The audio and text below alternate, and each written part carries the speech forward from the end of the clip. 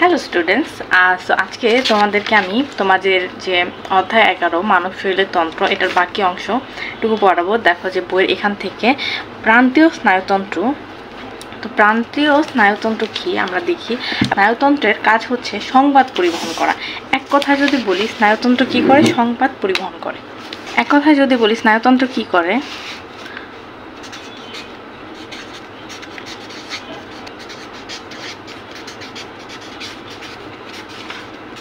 এক কথায় যদি বলি স্নায়ুতন্ত্র হচ্ছে সংবাদ পরিবহন করে। স্নায়ুতন্ত্র সেটা কিন্তু আমরা দেখেছি মস্তিষ্ক এবং মেরুরজ্জু। ওকে, অর্থাৎ মস্তিষ্ক এবং মেরুরজ্জু হচ্ছে কেন্দ্র, অর্থাৎ যে সংবাদ পরিবহন হবে সেটার কেন্দ্রে হচ্ছে মস্তিষ্ক। অর্থাৎ দেহের যত যাবতীয় সংকেত তা বহন করে নিয়ে আসবে মেরুরজ্জের মাধ্যমে মস্তিষ্কের মধ্যে, এবং এই কাজগুলো করার হচ্ছে মূলত প্রান্তীয় স্নায়ুতন্ত্র। মানে ইম্পর্টেন্ট লাইন দেখবে যে মস্তিষ্ক থেকে 12 জোড়া মেরুরজ্জু বা সুষুম্না কাণ্ড থেকে এবং সুষুম্না কাণ্ড বা যে মেরুরজ্জু আমরা বলি সেটা থেকে 31 জোড়া স্নায়ুতন্ত্র বের হয়েছে।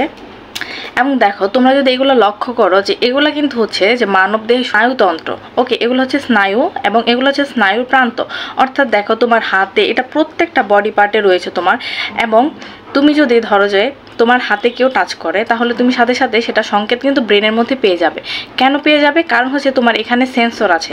যেমন রোবটের মধ্যে থাকে না সেন্সর, যার কারণে সে চিনতে পারে যেগুলো, যেমন লিফটের দরজার মধ্যে সেন্সর থাকে, যার কারণে কেউ হাত দিলে সেটা অটোমেটিক সরে যায় দুপাশে। তো সেমভাবে মানবদেহ কিন্তু সেন্সর বা যেটাকে আমরা বলি স্নায়ু। ওকে, তো স্নায়ু রয়েছে, যার কারণে কেউ তোমাকে টাচ করলে বা ধরো যে সাপোজ কোনো মশা তোমাকে কামড় দিলে তুমি কিন্তু সাথে সাথে সেখানে ধরো যে হাত দিয়ে মশাটাকে মেরে ফেলো। কেন? কারণ হচ্ছে সেখানে স্নায়ু রয়েছে। এবং একটা জায়গায় মানবদেহের স্নায়ু নেই, বলো তো কোন জায়গা, যেখানে তোমার টাচ করলেও তুমি অনুভব পাবে না। একটা জায়গায় তোমাকে ধরলেও তুমি সেটার অনুভূতি তোমার মধ্যে পৌঁছাবে না, সেটা হচ্ছে তোমার চুল। চুলের মধ্যে কিন্তু কোনো স্নায়ু নেই, চুল হচ্ছে ক্যারোটিন দিয়ে তৈরি এবং সেখানে কোনো কোষও নেই এবং স্নায়ু নেই, যার কারণে সেখানে ধরলেও অনেকে বোঝে না। তবে চুলের যে গোড়া সেটার সাথে যেহেতু আমাদের স্ক্যাল্প অ্যাডজাস্ট থাকে, এখানে জয়েন্ট থাকে, যার কারণে টান দিলে আমরা সেটা অনুভব করি, কিন্তু এমনিতে কেউ পিছন থেকে ধরলে সেটা বোঝা যায় না।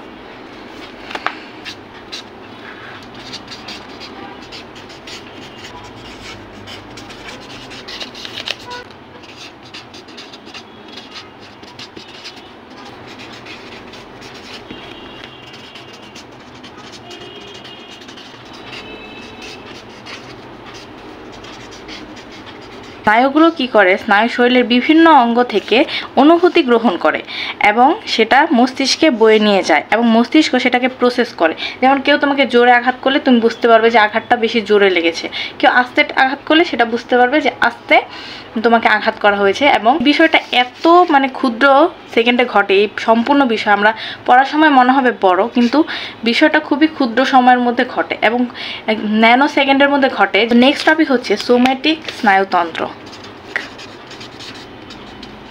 স্নায়ুতন্ত্র ইংলিশ হচ্ছে নার্ভ সিস্টেম। সোমা কথার অর্থ হচ্ছে দেহ, মনে রাখবে, সোমা কথার অর্থ হচ্ছে দেহ। দেহের মধ্যে যে স্নায়ুতন্ত্রগুলো সেগুলোকে আমরা বলি সোমাটিক নার্ভ। এটা কি করে? ধরো যে তোমার মাংসপেশিতে, আমরা কিন্তু মাংসপেশি নাড়াচাড়া করি, আমরা হাত ভাঁজ করতে পারি ইত্যাদি, নিয়ন্ত্রণ করা হচ্ছে এই সোমাটিক স্নায়ুতন্ত্র। আমাদের শরীরে যে হাত পা বা অন্য অঙ্গ প্রত্যঙ্গের মতো কোনো অংশ যখন চালনা করি বা নাড়াই, সেটা আমরা নিয়ন্ত্রণ করা হচ্ছে আমাদের এই যে সোমাটিক স্নায়ুতন্ত্র, সেটি স্বয়ংক্রিয় স্নায়ুতন্ত্র।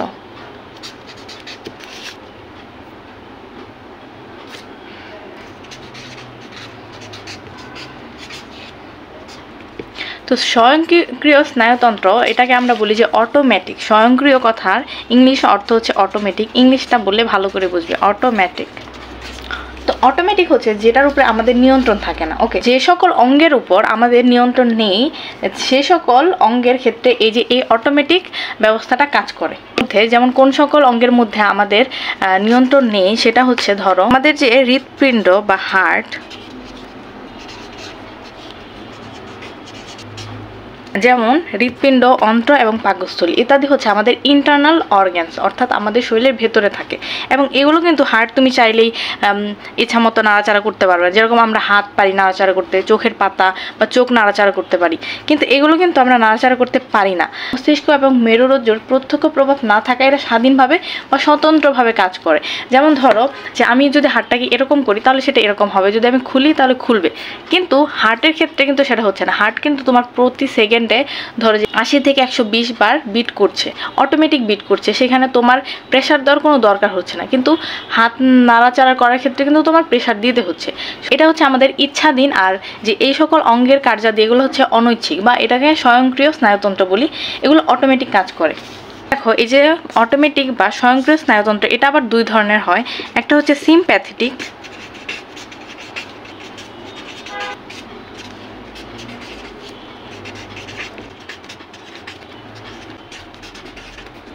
তো দেখো এই যে স্বয়ংক্রিয় স্নায়ুতন্ত্র এটা দুই ধরনের, একটা হচ্ছে সিম্প্যাথেটিক আর একটা হচ্ছে প্যারাসিম্প্যাথেটিক যে স্নায়ুতন্ত্র। আমাদের যে হার্টবিট সেটা কিন্তু আমরা যখন ধরো যে দৌড়াই তখন কিন্তু বা কেউ যখন আমাদের ভয় দেখায় তখন হার্টবিট সেটা কিন্তু অটোমেটিক বৃদ্ধি পেয়ে যায় হার্টবিট।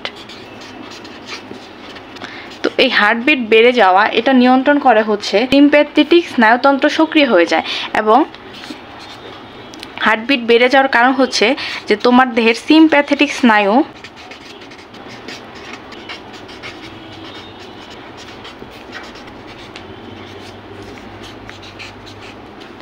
তোমার হার্টবিট হঠাৎ বেড়ে যাওয়ার কারণ হচ্ছে এই যে সিম্প্যাথেটিক স্নায়ুতন্ত্রের কার্যকারিতা।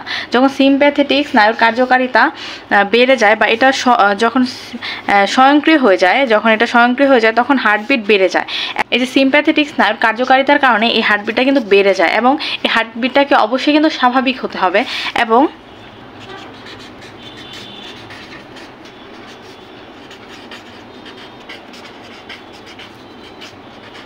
স্বাভাবিক করা হচ্ছে প্যারাসিম্প্যাথেটিক স্নায়ু, এবং হার্টবিট বেড়ে যাওয়ার জন্য দায়ী হচ্ছে সিম্প্যাথেটিক স্নায়ু। তো আমি যেগুলো বললাম সেগুলো কিন্তু তোমার বইয়ের এই পেজে এবং এই পেজে রয়েছে, তোমরা একবার রিডিং পড়ে নেবে তাহলে বুঝতে পারবে। এবং সবচেয়ে ইম্পর্টেন্ট এখন হচ্ছে আমরা পড়বো নিউরন, ঠিক আছে? তোমার দেখো বইয়ের 159 পেজে রয়েছে এই যে নিউরন। দেখো নিউরন কি? নিউরন হচ্ছে মূলত নিউরন কি? নিউরন হচ্ছে স্নায়ুতন্ত্রের একক। স্নায়ুতন্ত্রের একক হচ্ছে নিউরন। যেরকম আমরা দেখেছি যে মানব শরীরের একক কি? একক হচ্ছে কোষ, অর্থাৎ আণুবীক্ষণিক এই ছোট ছোট কোষগুলো, মানে আণুবীক্ষণিক এই ক্ষুদ্র কোষগুলো দিয়ে কিন্তু একটা সম্পূর্ণ মানবদেহ তৈরি। ওইরকম একইভাবে যে স্নায়ুতন্ত্রের যে একক নিউরন, এই নিউরন দিয়ে কিন্তু সম্পূর্ণ স্নায়ুতন্ত্রটা গঠিত। যদি সিঙ্গেল থাকে সেটাকে আমরা কোষ বলি, কিন্তু যখন একসাথে অনেকে থাকে তখন সেটাকে আমরা বলি হচ্ছে টিস্যু। যেমন আমি যদি একটা সিঙ্গেল নিউরন কোষ আঁকবো, এখন একটা সিঙ্গেল নিউরন কোষ দেখতে কীরকম হয় দেখো।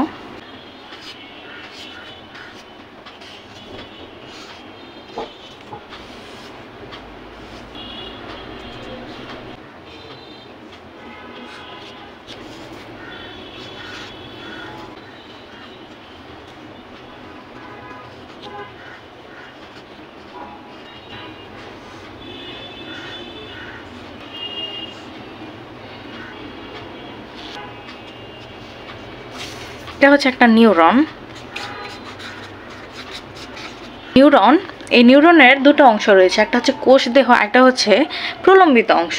তো প্রলম্বিত অংশের মধ্যে দেখো যে এই যে সম্পূর্ণ অংশ, এই অংশটাকে আমরা বলি প্রলম্বিত অংশ।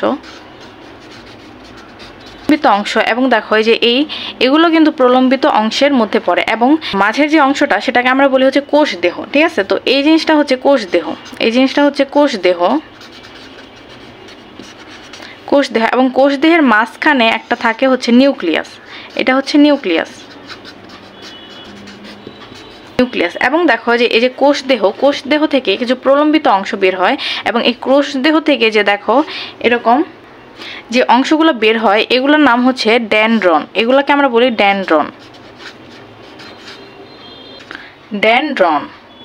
এবং এই ডেনড্রন থেকেও কিন্তু যে এরকম শাখা প্রশাখা বের হয়, ডেনড্রন থেকেও এরকম শাখা বের হয়। তো ডেনড্রন থেকে যে শাখা বের হয় সেগুলোকে আমরা বলি ডেনড্রাইট।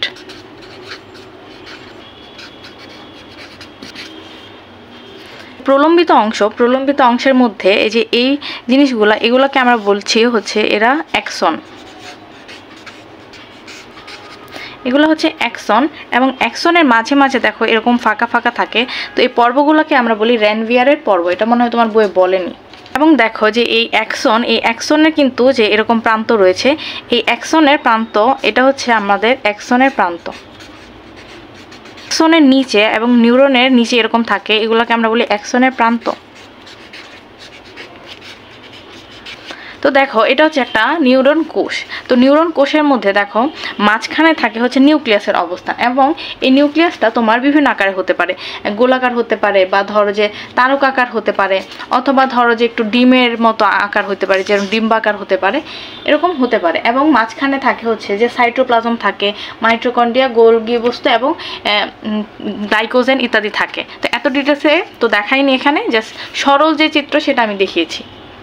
এবং দেখো প্রলম্বিত অংশের এটা দুইটা রয়েছে, একটা হচ্ছে যে ডেনড্রন এবং আরেকটা হচ্ছে তোমার যে অ্যাক্সন। ওকে, তো ডেনড্রনের কথা বলেছে তোমার বইয়ে, ডেনড্রন তো যে কোষদেহের চারদিকে এই শাখাযুক্ত কিছু ক্ষুদ্র ক্ষুদ্র, এই যে দেখো প্রলম্বিত অংশ, মানে যেগুলো একটু লম্বা থাকবে এবং মূল যেই তার স্ট্রাকচার সেটা থেকে একটু লম্বা হবে, মানে বেরিয়ে আসবে এরকম, এটাকে আমরা বলি প্রলম্বিত অংশ। এই ডেনড্রনগুলা থেকে, এই যে ডেনড্রন, এগুলো থেকে এই যে শাখা বেরিয়েছে, দেখো এরকম শাখা বেরিয়েছে, এই শাখাগুলোকে আমরা ডেনড্রাইট বলি, এই শাখাগুলোকে ডেনড্রাইট বলি। তো দেখো এই ডেনড্রাইটগুলো কিন্তু মূলত যুক্ত হয় অন্য একটি নিউরনের এই যে অ্যাক্সনের সাথে, অ্যাক্সনের যে প্রান্ত, এই প্রান্তের সাথে যুক্ত হয়। এটা তো একটা কোষ দেখালাম, তো এরকম আরেকটা যদি কোষ আঁকি, তো একটা কোষের যে ডেনড্রাইটের যে প্রান্ত আর আরেকটা কোষের অ্যাক্সনের প্রান্ত মিলিত হয়, এবং মিলিত হওয়ার কারণে তারা কিন্তু স্নায়ু তাড়না পাস করে। এই যে দেখো তোমার বইয়ের এই চিত্রটা যদি খেয়াল করো তুমি দেখবে, এই চিত্রের মধ্যে দেখো যে এটা হচ্ছে ডেনড্রাইট। হ্যাঁ, আমি বলেছি যে ডেনড্রন থেকে শাখা বেরিয়েছে ডেনড্রাইট, এবং এই যে একটা ডেনড্রাইট, এটা শাখা, দেখো এই যে এটার অ্যাক্সন প্রান্তের সাথে অন্য একটি নিউরনের এই যে ডেনড্রাইটগুলো এখানে সংযোগ স্থাপিত হয়েছে। ঠিক আছে, এই যে এই সংযোগটা না, এই যে দেখো মধ্যবর্তী একটু খালি জায়গা, এবং এখানে যে কিছু প্রান্তগুলো মিলিত হয়েছে এবং কিছু ফাঁকা অংশ রয়েছে, এই যে এই অংশটাকে আমরা বলি হচ্ছে সিন্যাপস বলি বা সিন্যাপসিস বলি। এটা খুবই ইম্পর্টেন্ট। তো এই যে স্নায়ু তাড়না, এটা কিভাবে প্রবাহিত হয়, জাস্ট মুখস্থ রাখবে যে তড়িৎ রাসায়নিক পদ্ধতিতে এই স্নায়ু তাড়না কিন্তু প্রবাহিত হয়। দেখো এই যে অ্যাক্সনটা কিন্তু কোষ দেহ থেকে সৃষ্টি হয়েছে, কোষ দেহ থেকে যে লম্বা প্রলম্বিত অংশ, সেটাকে আমরা বলি হচ্ছে যে অ্যাক্সন বলি। তো অ্যাক্সন জিনিসটা যদি এখান থেকে তুমি জুম করে দেখো, দেখবে যে এটা একটা অ্যাক্সন। হ্যাঁ, অ্যাক্সনের কি থাকে দেখো, বাইরে একটা আবরণী থাকে, একটা পর্দার মতো আবরণী, সেটাকে আমরা বলি নিউরেলিমা। যেহেতু নিউরনের একটা জিনিস আমরা পড়ছি, তাই নিউরেলিমা আবরণী। এই স্নেহ পদার্থের একটা স্তর থাকবে ভেতরে, এই ভেতরের স্তরটাকে আমরা বলি হচ্ছে মায়োলিন।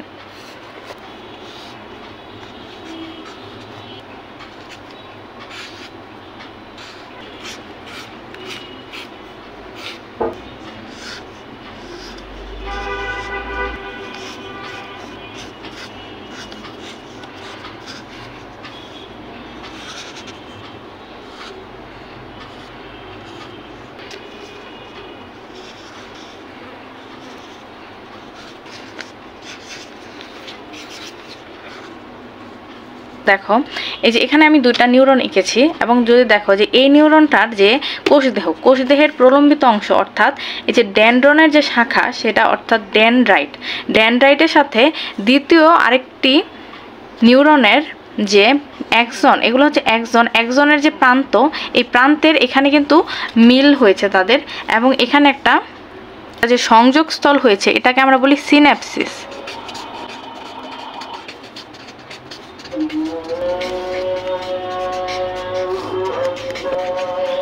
এই যে এটা হচ্ছে, তোমরা জেনে অবাক হবে যে একটা মানুষের দেহে, একটা মানুষের মস্তিষ্কে প্রায় হচ্ছে তোমার 100 বিলিয়ন তোমার নিউরনস থাকে, এবং প্রতিটা নিউরন অন্য 7 থেকে 10,000 নিউরনের সাথে তোমার সংযোগ স্থাপন করে। এখানে তো আমি একটা সংযোগ স্থাপন করে দেখিয়েছি। এরকম একটা নিউরনের সাথে এরকম এদিকে একটা, এদিকে এরকম অসংখ্য নিউরন সংযোগ স্থাপন করে আমাদের ব্রেনের মধ্যে, এবং এভাবে কিন্তু আমাদের যে তড়িৎ রাসায়নিক সিগন্যালগুলো আমাদের ব্রেনে পৌঁছায়, এবং আমরা আমাদের দৈনন্দিন কাজ করি, যেমন আমরা যখন বই পড়ি বা আমরা যখন একটা গণিতের সমস্যার সমাধান করি, তখন আমাদের দেহে এই যে সুনির্দিষ্ট যে সিনাপসিসের সংযোগস্থল কিন্তু উজ্জীবিত হয় এবং আমাদের মস্তিষ্কের কর্মক্ষমতা আরও বৃদ্ধি পায়, যার কারণে আমরা একটা জিনিস যত বেশি প্র্যাকটিস করি তত আমরা সেটাতে দক্ষ হয়ে উঠি।